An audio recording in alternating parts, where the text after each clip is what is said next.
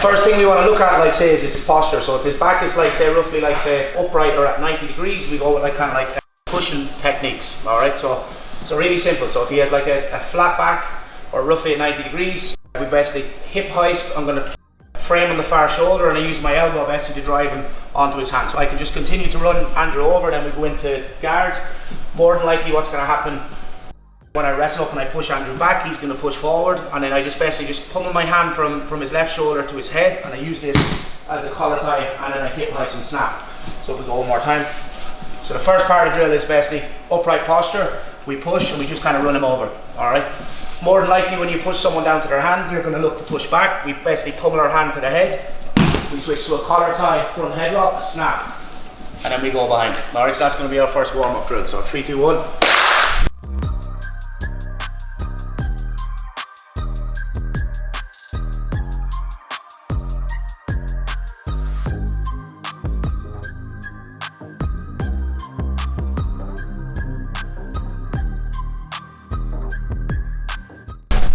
This time we're doing it against a standing opponent. So let's say Andrew has like say his right leg forward. Again, looking at the posture, if his back is at like say 45 degrees or even like say lower, that's where we go into pulling techniques where we're looking to like say bring him down to his hands. A lot of the time what's going to happen is, so if you're kind of leaning forward, I get my collar tie. Andrew has two ways of kind of like breaking this grip. So one is kind of just backing out with his hips. So he backs out with his hips. I can wrestle up into front headlocks.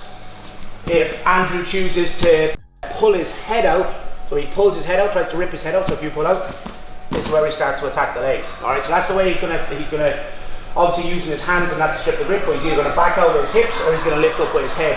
So once I get this collar tie, if I find that Andrew's trying to back out with his hips, if you keep going, we just wrestle up into front headlock. And then to end the drill, we snap, go behind, and then we're on our back body lock. And then if Andrew decides to just like pull his head out and I find I'm losing it, so if you really go, feet inside, and then we just use this to knock him over, we can win the leg locks and sweep. So when I get the collar tie, so I have the collar tie and I have my hand on the floor.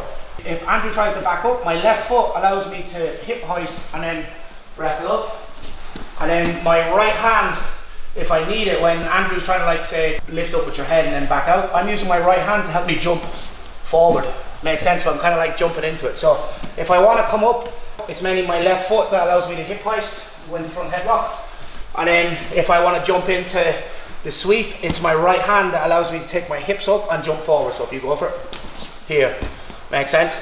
So he backs out with his hips, wrestle up, go behind. Now he tries to pull with his head.